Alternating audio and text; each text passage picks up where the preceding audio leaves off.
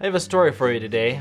Came across an article in the Wall Street Journal that talked about Jimmy Carter and his relationship with a band from the 70s called the Allman Brothers Band. So back when Jimmy Carter was the governor of Georgia, prior to his election as president in 1976, the Allman Brothers Band was one of the most popular bands in America at the time.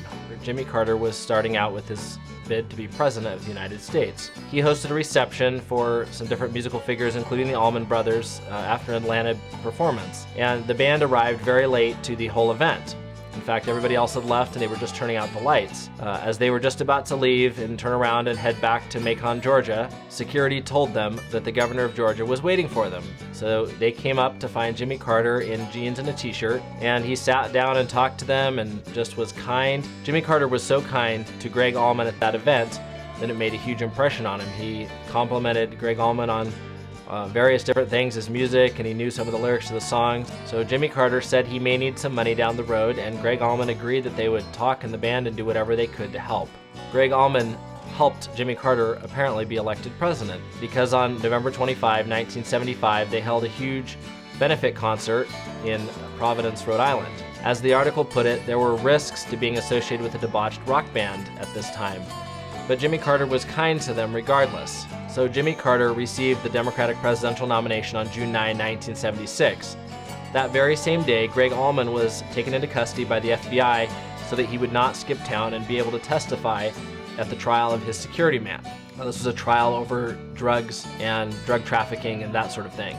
So very interestingly, because of testifying against his security man, that in the public eye looked as though he ratted out his friend, and that was the end of the Allman Brothers Band. And in fact, so much so that all of his bandmates said they would never play with him again. Several years later, the bandmates apologized and again performed with Greg Allman. However, someone didn't desert Greg Allman during this time, and that was Jimmy Carter. Greg Allman was married to the famous Cher, and she gave birth about a month after Jimmy Carter was nominated, and right after this whole trial had concluded.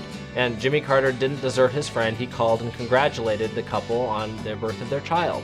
Apparently, the article says a number of people still believe to this day that the whole arrest of Greg Allman to testify and the whole drug thing in general was a political hit job, essentially, to try to get rid of Jimmy Carter as the nominee and to hobble his campaign.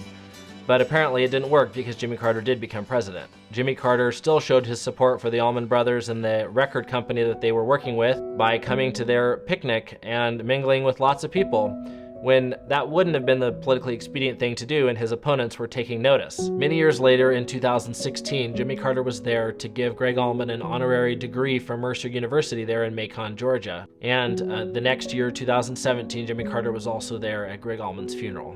This is quite an interesting story and one I'd never heard before. The story makes me a little bit emotional because of another event that happened to me.